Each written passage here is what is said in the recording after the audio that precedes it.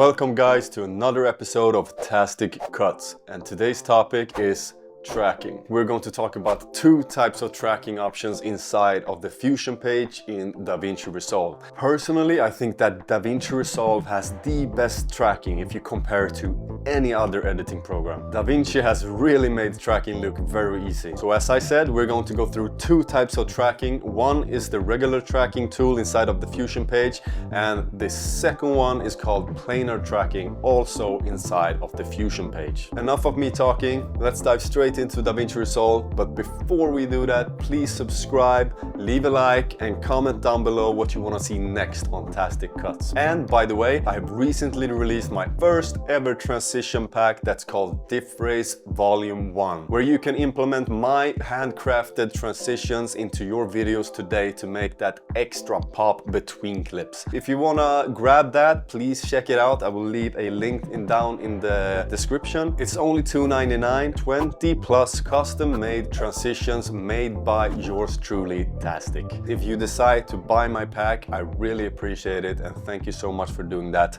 And now let's not talk so much more and dive in straight to DaVinci Resolve. Let's go, guys. So guys, thank you again for joining me on TASTIC CUTS. I have already chosen a clip that we're going to use today, and let's dive straight in and I'll show you how it's done. Let's go. So what I've done here is I've picked one clip that I think is a very good option to have this tutorial on. It's a smooth tilted type of clip, but we need to make it more stabilized, okay? So this clip right here is recorded in 60 FPS. So I have right-clicked my clip, go to change clip speed, and I've made it 50% of speed, so you get this smooth slow-mo kind of effect. This is how it looks now. You can see the shaky stuff happening. The first technique I want to go through with you today is the regular tracking. So what we want to do now is we right-click on the clip and we go open in Fusion page. So let's open this up in the Fusion page. Here we go, guys. So here, when you're inside of the Fusion page, you want to just click on the open area here, left click anywhere on the open area. Then you want to press Shift and space, so you get this select tool up here. And in the search bar, you will search tracker. Here, this one we want to use, and you can double click on it or just so you get it here. But the easiest way, I think, is just to push enter, because when you push enter, the whole tab disappears automatically as well. Let's take this tracker tab here. I don't want to confuse you, so let's take away this one so it doesn't say tracker 2. Let's do another one, shift space, and the tracker is already there, enter, and you have the tracking here. So what you want to do now, you want to hold in shift as well, and you want to take the left click of your mouse and hold and drag it into your line here between the media in and the media out node, and just release. Now when you have that here, we have this tracking tool here that you can use and put anywhere. The thing with this tracking tool, you wanna point it at something that's kind of the same color, kind of the same type of contrast. I would say that this tracking tool is pretty amazing, man. This tracking tool can actually track and stabilize your footage from a little small object, you know? So it's a really good tracking tool in my opinion. So what we want to do is we want to take this take this here and drag it somewhere in your image, where you can find, for example, you have a perfect white little spot for the tracking to track. But before we use this tracking spot, we have to check the whole clip if it can track from that. You see that spot disappears. The longer the clip goes, that spot will disappear. So I have to choose another area. Over here you see this, just to give you an example of how good this tracking tool is inside of DaVinci. You see this little spot here. Let's put the cross right on top of that. Now let's go to the inspector tool panel here on the right side, and we want to go to adaptive mode and change that from none to best match.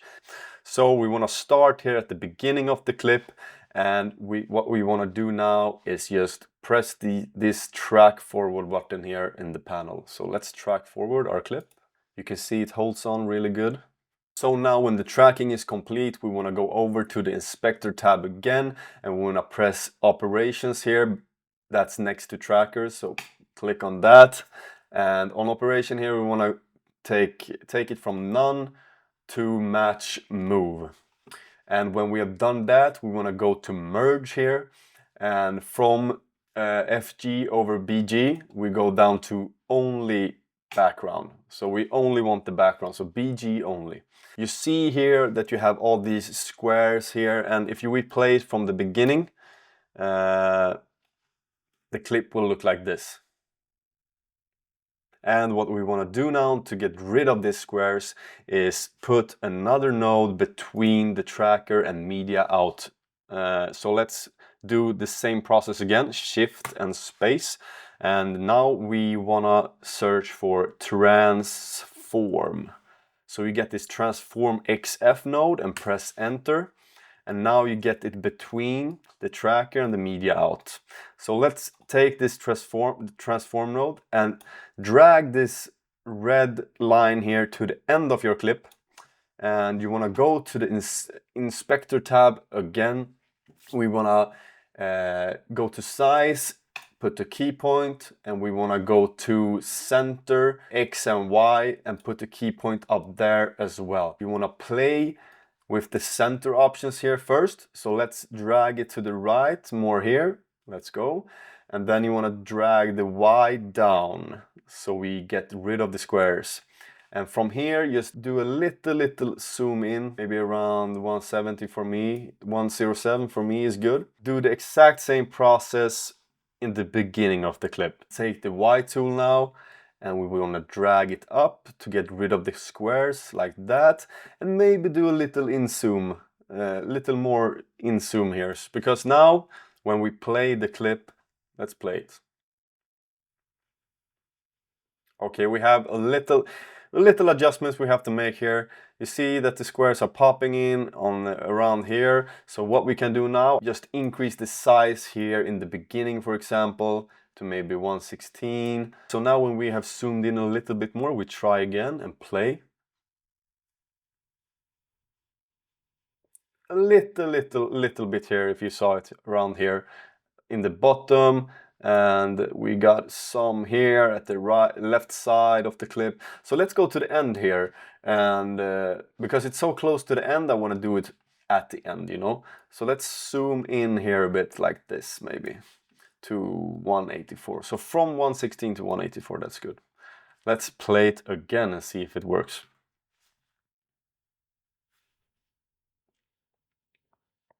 Perfect, absolutely perfect. So what you got now is a stabilized image. So let's take this here just to show you an example. And I go into my Fusion and I take these two away. Here we have this is not tracked. So first we check how it was before we put on the tracking tools. So let's check, you can see it's shaky, moving a little bit. Yeah, not so smooth at all. And here is the tracked version of the clip. Let's see.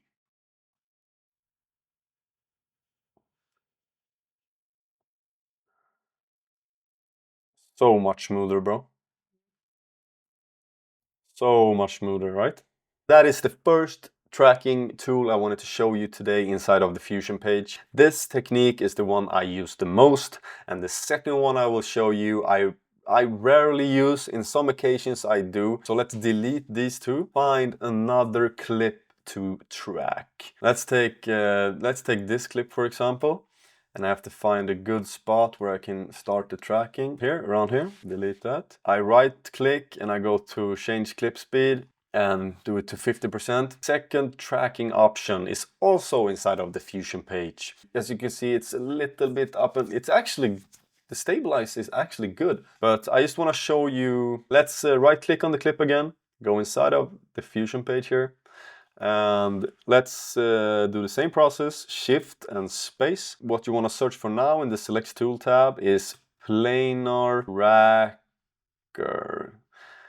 There you go, and press enter and put this shift and left, hold left click on your mouse and drag it between the media in and media out here. So now we have the planar tracker. This is a little bit different. You see, you don't get any square that you have to move around. But what you want to do now, we take his text here, the Bumblebee text, make a square here. So let's put one here, one there, one there, one there, and one there. And what you see now is a square that is starting here at the league, like that. And we want to go to the inspector tab here on the right side again. And we want to choose motion type, go down to motion type here, and translation. I think this is the best way to do this, okay? And up here, we come to here later, but yeah. So what you want to do now is track forward your clip, and you see it tracks to the league text. That's a good way, that's a good way. Go to operation mode up here in the inspector tab, go from track to steady. You see we get exactly the same process as before. We have to move the clip so the squares don't show.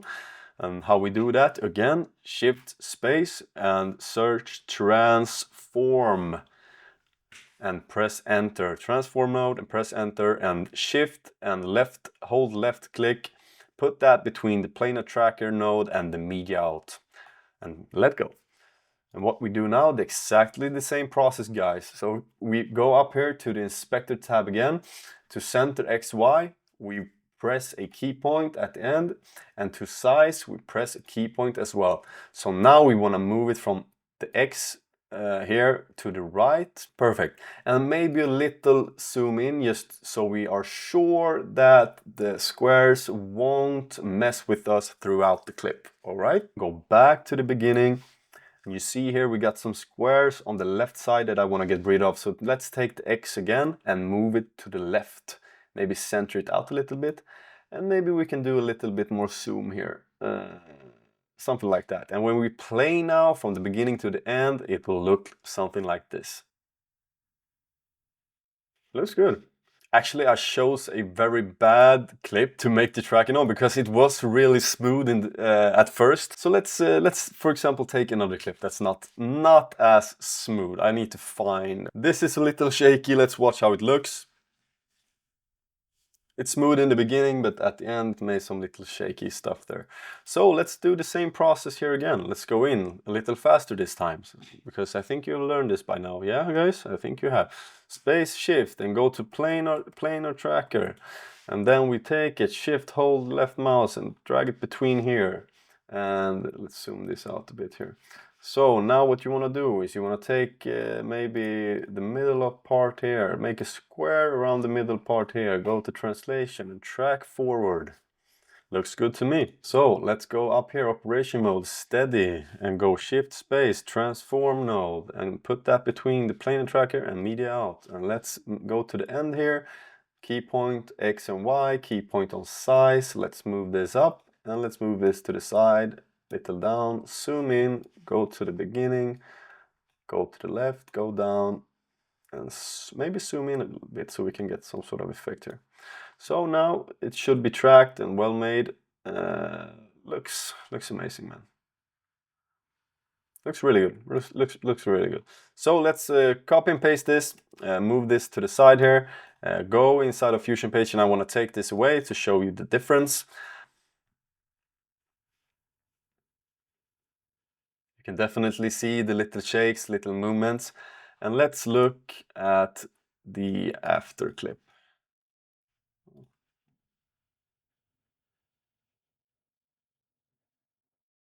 Smooth, very smooth.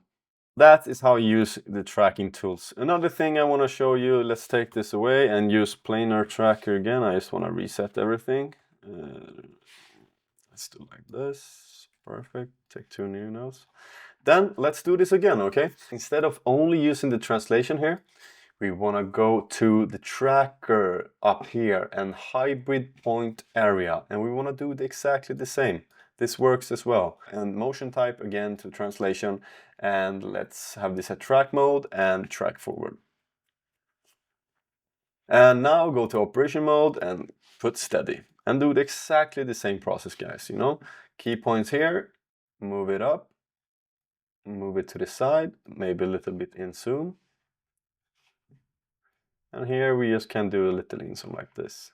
And now it should be tracked. This can be a better way, actually, I don't know. I rarely use the planar tracker, but that's a good way to use it as well. So guys, thank you. That was it for today's episode of TASTIC CUTS. And today we talked about tracking inside of the Diffusion page. Thank you for staying to the end of this video. If there is any questions, anything you wonder about, just give me a DM on my socials or comment down below on this video and I'll be happy to answer that. And as I said in the beginning of the video, I've just released a light transition pack that's called DiffRace Volume 1. If you want to give your videos a little extra cinematic touch with my light transitions, please go check that out. I will leave a link down in the description. It's only $2.99. You get 20 plus handcrafted light transitions made by me. Thank you for tuning in on this episode of TASTIC CUTS. I'll see you in the next one. Chin up, chest out. Peace out, TASTIC family. Woo!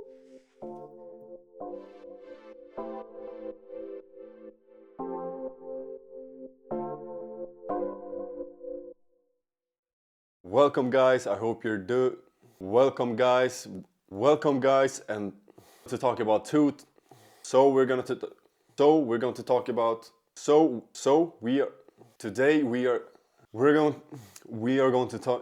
today we are going to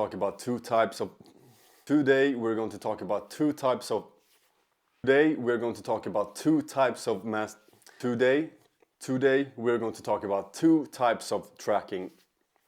Today